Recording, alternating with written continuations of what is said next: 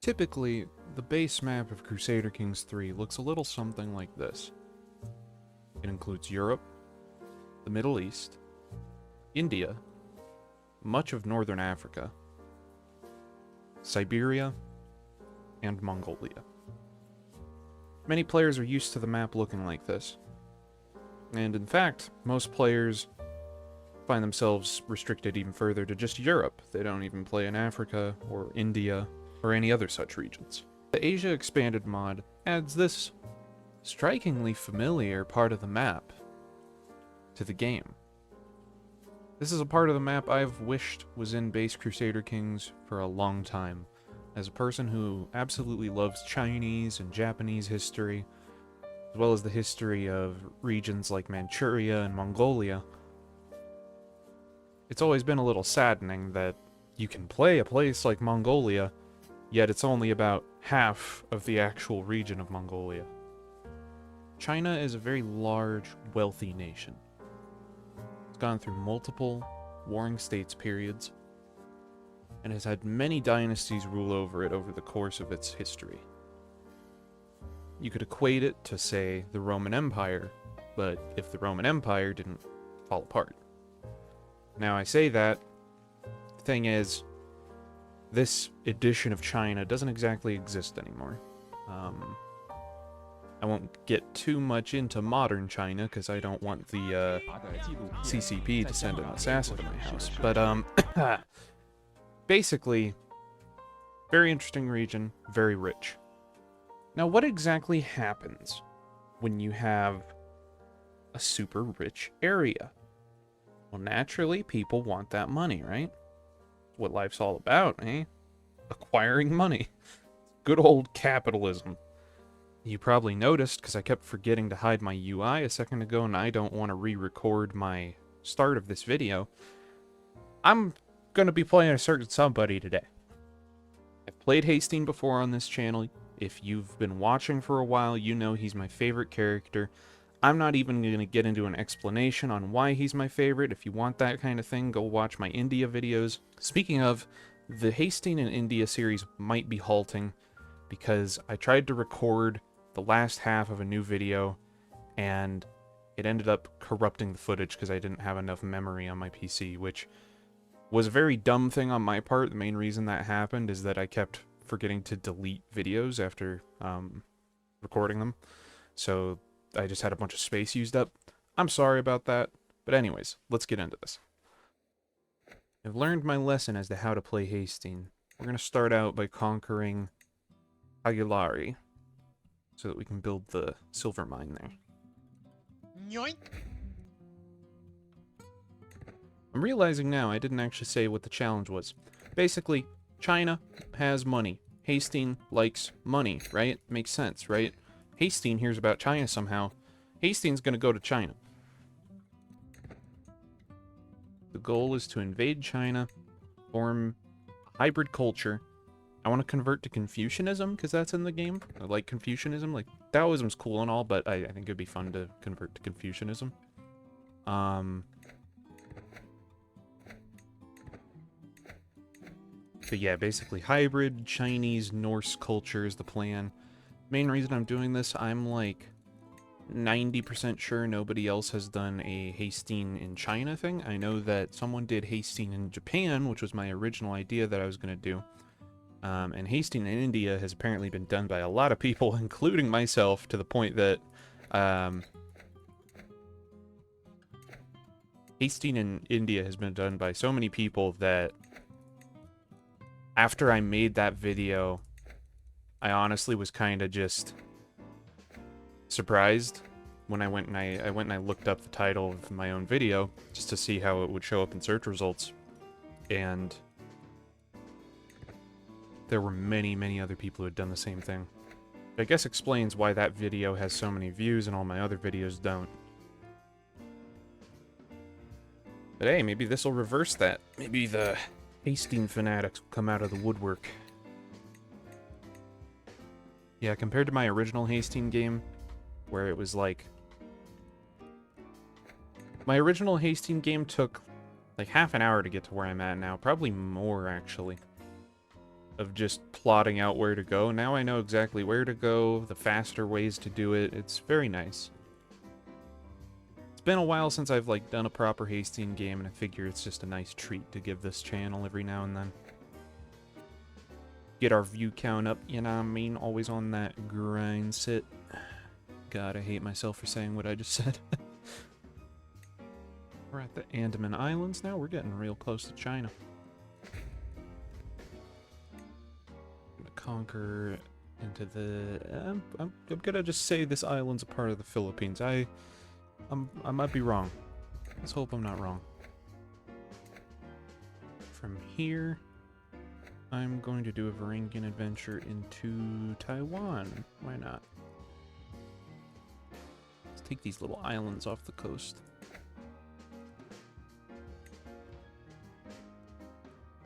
Oh. So we're taking the whole fucking duchy.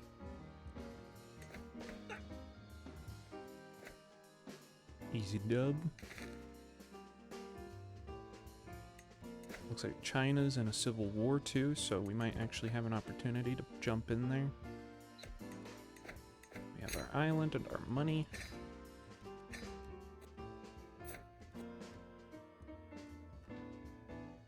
I'm now Jarl Haesteinn of Norse Liukyu. That's cool that it's put our culture name on this.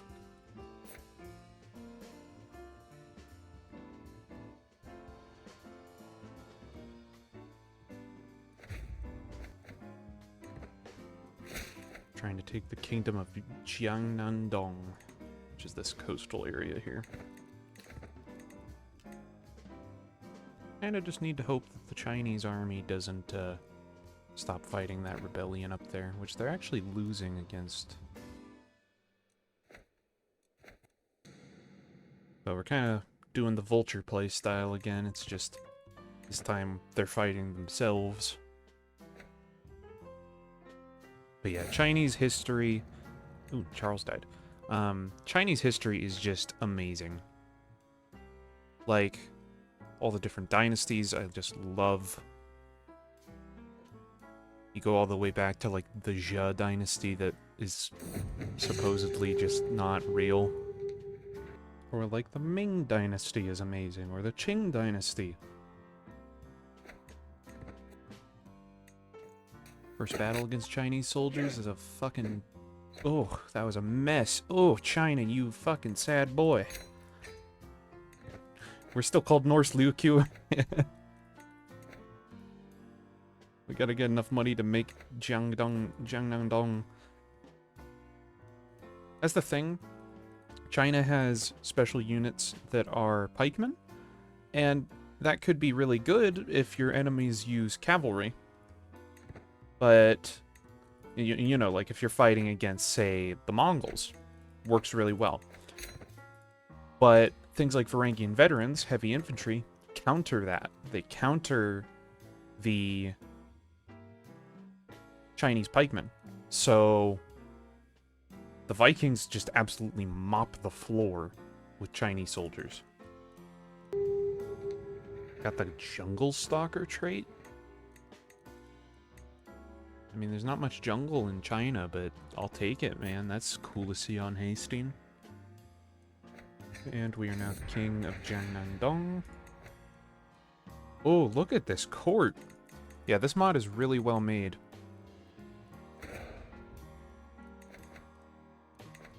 We're gonna fully take Taiwan, just so that we have more land.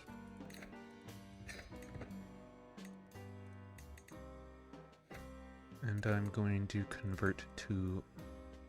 I think Jingzhe is the best Confucianist faith I want to convert to. There's also Liege, which is legalism. Time to convert to Jingzhe.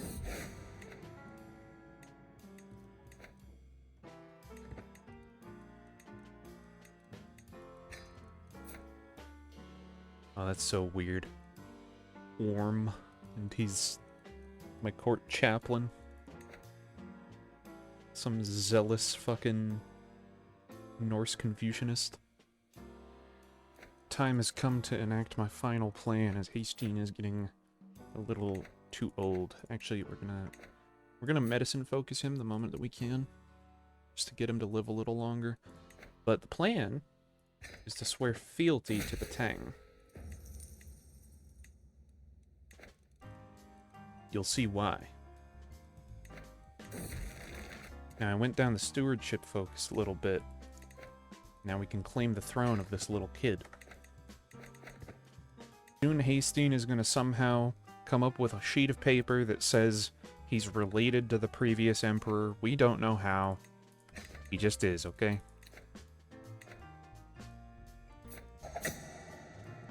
Here we go. I have a pressed claim on Tang. Uh-oh. That's right, you didn't think that this was how it would go, Mr. Emperor. That's right. Haestein's last name isn't Hastening. It's Tang.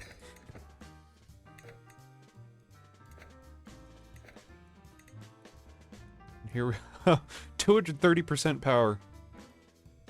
Here we go. Oh, war it is, Emperor. The time has come. We sail for the capital, men.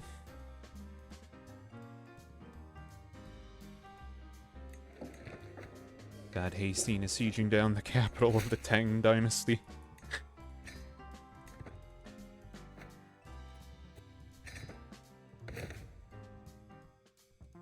Man, our allies are just fucking beating the shit out of the Tang without even our help. I find this so funny. These are all Chinese rulers that immediately jumped to my cause, knowing Haesteinn had no fucking claim. They were just like, yep, this guy's better than this little kid who's been ruling us. I'll fuck him infirm.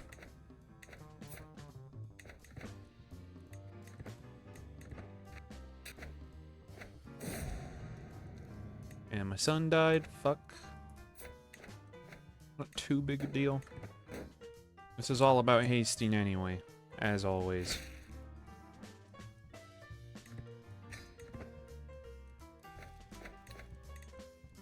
Although I feel like these are the kind of allies that are going to turn on me the moment that something bad happens. Haesteinn the Venerable. You've spent your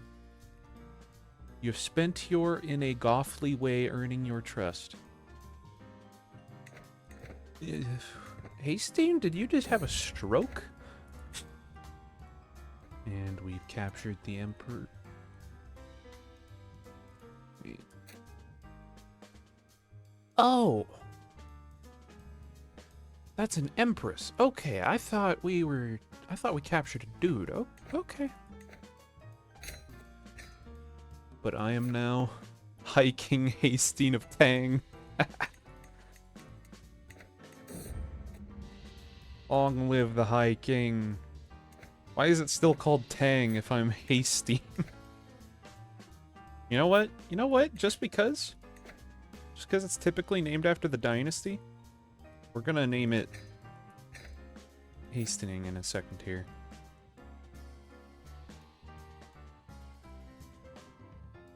Well, that's basically the challenge done, but we'll play until Haesteinn dies.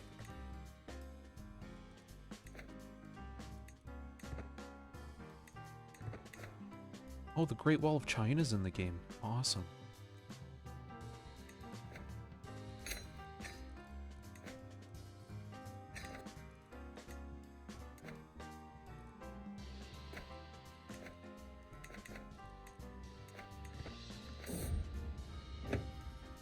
Fuck, I'm dead. Well, that's where we call it.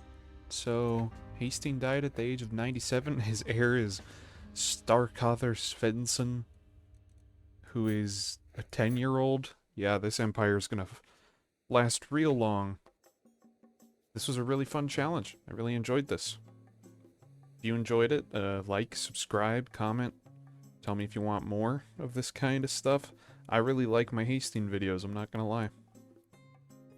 Peace.